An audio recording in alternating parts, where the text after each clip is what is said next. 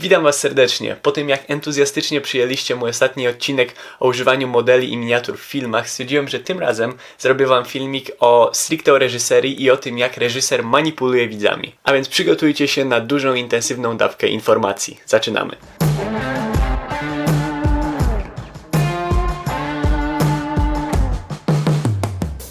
Kiedy mówimy o manipulacji ludźmi, oczywiście musimy zacząć od sowieckiej Rosji. Lew Kuleszow był teoretykiem filmowym oraz reżyserem tworzącym sowieckie filmy propagandowe. Kuleszow przeprowadził eksperyment, który zrewolucjonizował sztukę montażu filmowego. A na czym ten eksperyment polegał? Otóż Kuleszow zestawił ujęcie pewnego mężczyzny kolejno z ujęciami talerza zupy, dziewczynki w trumnie i kobiety na kanapie. Pokażę Wam ten eksperyment, a oglądając go skupcie się na tym, jakie podstawowe emocje towarzyszą temu mężczyźnie w filmie.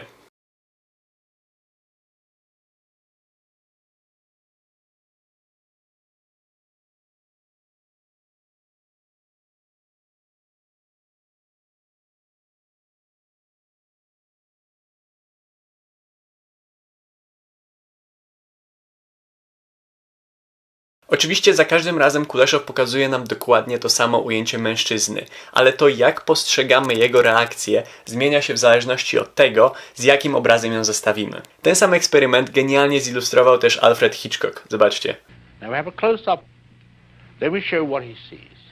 Let's assume he saw a woman holding a baby in her arms. Now we cut back to his reaction to what he sees. And he smiles. Now what is he as a character? He's a kindly man. He's sympathetic. Now, let's take the middle piece of film away, the woman with the child, but leave his two pieces of film as they were. Now we'll put in a piece of film of a girl in a bikini. He looks, girl in a bikini, he smiles. What is he now? The dirty old man. He's no longer the benign gentleman who loves babies. That's the difference. That's what film can do for you. Efekt Kuleszowa pokazuje nam teorię stojącą za najbardziej podstawową techniką filmową, czyli bohater, co widzi, reakcja. Bohater, co widzi, reakcja. Bohater, co widzi, reakcja. Bohater, co widzi, reakcja. Bohater, co widzi, reakcja. Przy Hitchcocku zostaniemy sobie na dłużej, bo jest on nie tylko jednym z najbardziej znanych reżyserów wszechczasów, ale jest on również mistrzem budowania napięcia i pionierem wielu ważnych technik filmowych. Hitchcock powiedział kiedyś: lubię grać na widowni jak na pianinie. A więc zobaczmy teraz, w jaki sposób był on w stanie tak efektywnie manipulować widzami. Budowanie napięcia w filmie Hitchcock wyjaśnia swoją teorią bomby pod stołem. A więc wyobraźcie sobie taką scenę w filmie. Dwie osoby siedzą w niewielkim pokoju przy stole i prowadzą konwersację. Scena ta ciągnie się przez dobre 5 minut. Kiedy 5. minuta wybija, w pokoju wybucha bomba, zabijając obu bohaterów. Widownia doświadcza nagłego szoku, który trwa kilka sekund. Teraz wyobraźcie sobie dokładnie tą samą sytuację, ale tym razem widownia widzi, że pod stołem leży bomba ustawiona dokładnie na 5 minut. Nasi bohaterowie niczego nie podejrzewają i kontynuują swoją długą konwersację. Widownia zamiast kilku sekund szoku dostaje 5 długich minut rosnącego napięcia, stresu i oczekiwania, czy bohaterowie znajdą bombę i przeżyją, czy bezwiednie zginą w wybuchu. A więc zobaczmy, jak Hitchcock wprowadza tą teorię w życie w scenie z filmu Ptaki. Jedyne, co musicie wiedzieć o tym filmie, to że w niewielkiej miejscowości Bodega Bay ptaki zaczęły przeprowadzać grupowe ataki na ludzi i zabijać kolejnych mieszkańców. Nikt nie wie, co jest przyczyną ataków i nikt nie wie, kiedy następny z nich nastąpi. Nasza główna bohaterka czeka przed szkołą, żeby kogoś odebrać.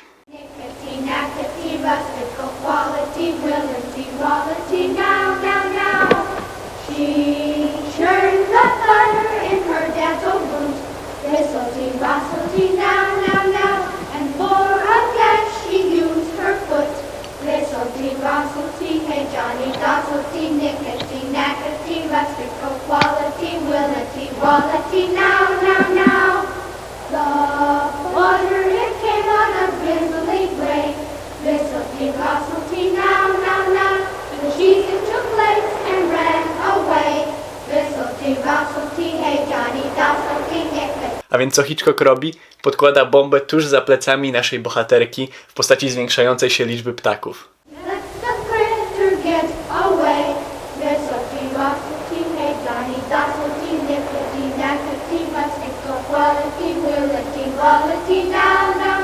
Hitchcock powtarza tę sekwencję 3 razy, a każde z tych ujęć trwa od kilku do kilkunastu sekund. Z każdym ujęciem liczba ptaków jest trochę większa i za każdym razem jesteśmy trochę bliżej naszej głównej bohaterki. W tle słyszymy to monotonne śpiewanie dzieci w szkole, które jeszcze bardziej przykuwa naszą uwagę do upływającego czasu.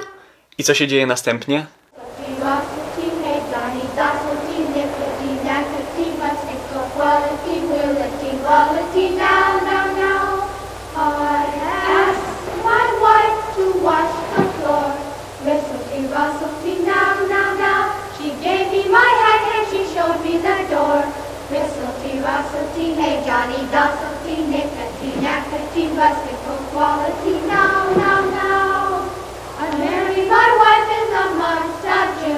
Hitchcock daje nam ujęcie, które ciągnie się prawie 3 razy dłużej. Widząc, że poprzednimi ujęciami pokazał nam, w jakim tempie ptaki przybywają, Hitchcock nagle pozbawia nas możliwości oceny sytuacji i zostawia w naszej wyobraźni to, co dzieje się za bohaterką. Wraz z powtarzającymi się taktami muzyki liczymy dosłownie każdą sekundę ze świadomością, w jakim tempie za bohaterką rośnie zagrożenie. Wreszcie staje się to.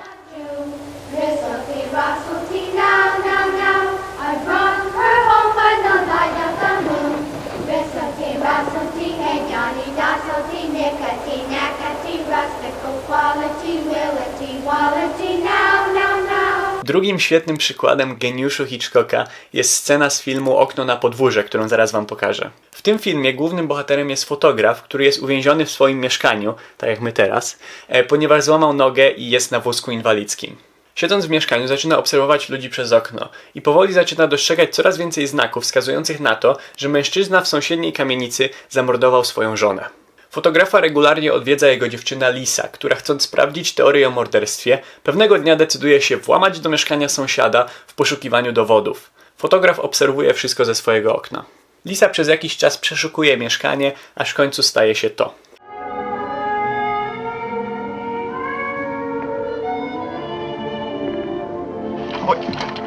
Lisa! Lisa!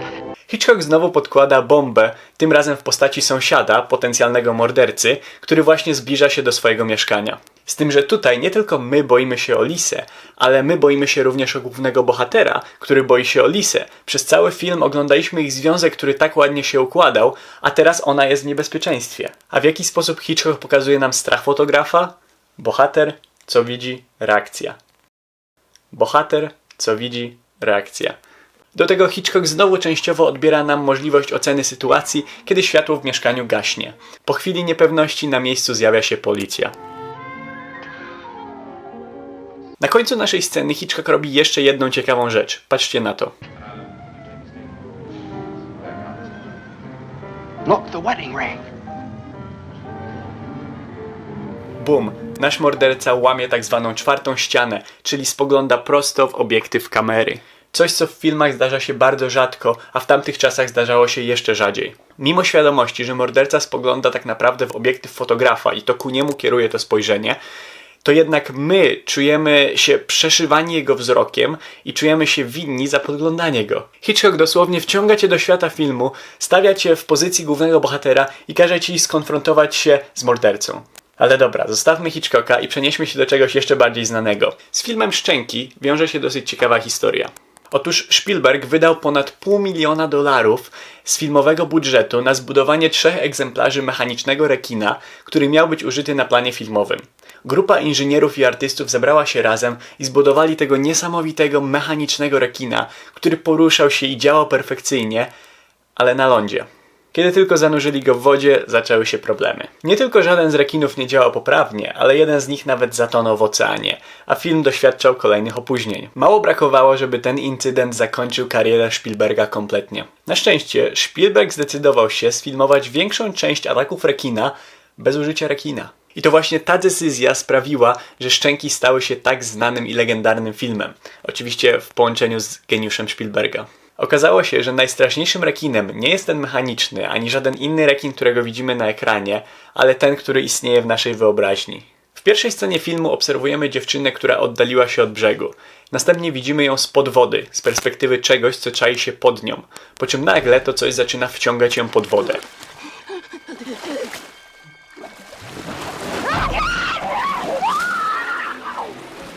To właśnie ten strach przed nieznanym, to, że nasza wyobraźnia dorabia sobie to, czego nie widzimy, sprawia, że szczęki tak efektywnie budzą w nas lęk przed rekinami. Na koniec chcę Wam pokazać, jak reżyserzy wpływają na naszą podświadomość, manipulując rodzajami ujęć, a tym samym manipulując tym, jak odbieramy emocje w filmie. Żeby Wam to pokazać, zrobimy sobie analizę pierwszej sceny z filmu Bękarty Wojny, oczywiście w reżyserii Quentina Tarantino. Scena zaczyna się w okupowanej przez nazistów Francji, gdzie pułkownik SS Hans Landa odwiedza francuskiego farmera i jego rodzinę. Landa oczywiście składa tą niespodziewaną wizytę tylko po to, żeby sprawdzić, czy rodzina nie ukrywa Żydów. Kiedy Hans wchodzi do ich domu, kamera znajduje się za 2 córkami farmera, sugerując, że jesteśmy po ich stronie, a Landa jest tutaj intruzem.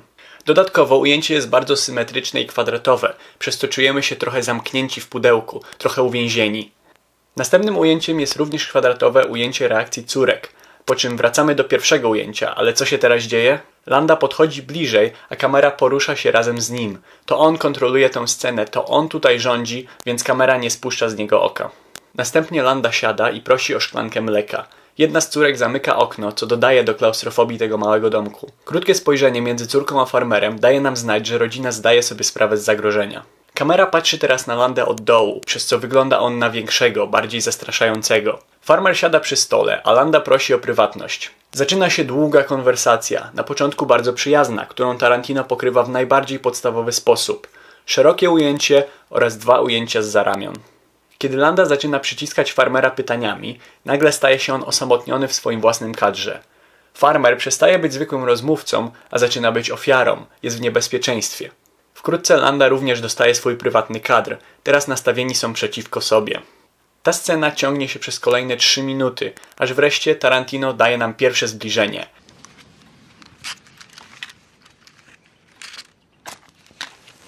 A do tego kamera lekko śledzi ruchy farmera. Zapala on fajkę i ze spokojem odpowiada na pytania. Farmer próbuje pokazać, że nie ma nic do ukrycia, robi to co chce bez pytania i próbuje odzyskać kontrolę nad sytuacją. A Tarantino pozwala nam wierzyć, że tak dokładnie się dzieje. Ale nie dzieje się to długo, bo ruch kamery kończy się na czapce Landy, przypominającej o niebezpieczeństwie. Wracamy do szerokiego kadru. I co się dzieje? Kamera zaczyna poruszać się dookoła bohaterów. Dlaczego Tarantino zdecydował się na taki ruch, to ujęcie wcale nie jest takie łatwe do zrobienia. Filmowcy musieli wnieść wielki wózek na plan filmowy, musieli zamontować na nim kamerę, musieli ułożyć szyny na podłodze dookoła stołu, więc na pewno reżyserowi musiało na nim zależeć. Otóż jest to ruch niezmotywowany. Kamera zamiast śledzić ruchy aktora, porusza się sama, co odrywa nas emocjonalnie od konwersacji. To jest mały znak od Tarantino, który mówi: okej, patrzcie, teraz wam coś pokażę. Kamera powoli zjeżdża w dół, prosto pod podłogę. Tarantino pokazuje nam tykającą bombę z teorii Hitchcocka, czyli w tym przypadku grupę Żydów chowających się pod podłogą. Teraz zdajemy sobie sprawę, w jakim niebezpieczeństwie jest farmer, a to jak zakończy się nasza scena, zależeć będzie tylko od tego, czy Landa zorientuje się o obecności bomby. Przez całą długość sceny Tarantino zachowywał kierunki i zawsze umieszczał farmera po prawej stronie, a Landę po lewej. Nagle Tarantino zmienia kierunki tym cięciem, które wielu nauczycieli reżyserii uznałoby za niepoprawne. Taki nagły skok na drugą stronę kompletnie dezorientuje widza. Ale Tarantino robi to specjalnie. Kolejne 4 minuty konwersacji pokryte są w ujęciach z profilu. Profil ma to do siebie, że dużo ciężej jest wyczytać z niego emocje bohatera. Uwaga, teraz skomplikowane zdanie. Otóż Tarantino wie, że my chcemy wiedzieć, czy Landa wie o Żydach pod podłogą. Dlatego celowo nas dezorientuje i utrudnia nam wyczytanie to z twarzy Landy, pokazując go z profilu. Kiedy konwersacja robi się bardziej intensywna, Landa nagle wyciąga wielką fajkę, a Tarantino znowu przeskakuje na drugą stronę pomieszczenia. Ten ruch znowu nas dezorientuje, wyrywa z konwersacji, a śmiesznie wielka fajka Landy sprawia, że emocje kompletnie spadają w dół. Tarantino rozśmiesza nas tylko po to, żebyśmy opuścili naszą gardę tuż przed tym, jak walnie nas prosto w twarz. Ujęcie momentalnie zmienia się na powolne zbliżenie na twarz farmera, po czym w odpowiadającym ujęciu Landa pyta wprost. You're sheltering enemies of the state, are you not? Farmer jest w tym momencie już kompletnie psychicznie rozbrojony przez Landę i nie ma innego wyjścia. Yes. Tarantino intensyfikuje ten moment maksymalnie, wypełniając kadr twarzami bohaterów i patrząc im prosto w oczy. Point out to me the areas where they're hiding.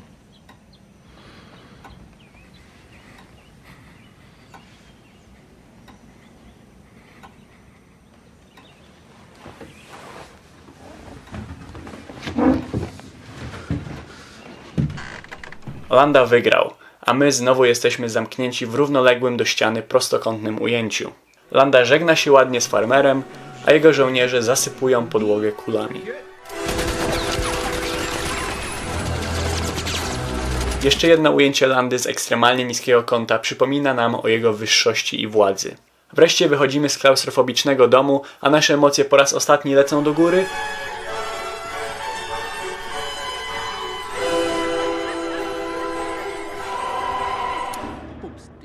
Po czym opadają.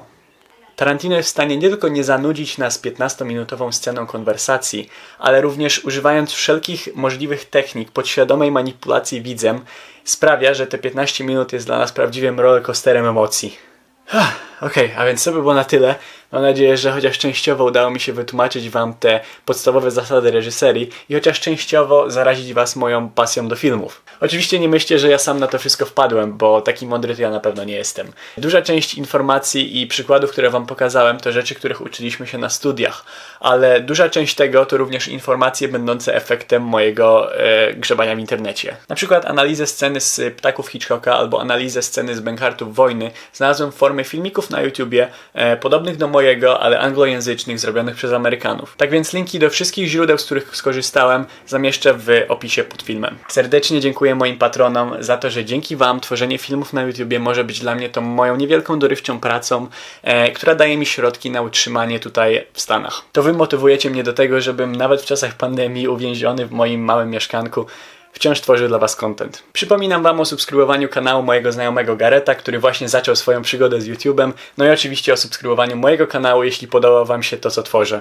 Dzięki wielkie za uwagę, gratuluję, jeśli dotarliście do końca tego filmiku i trzymajcie się zdrowo. Widzimy się w kolejnym odcinku. Pa!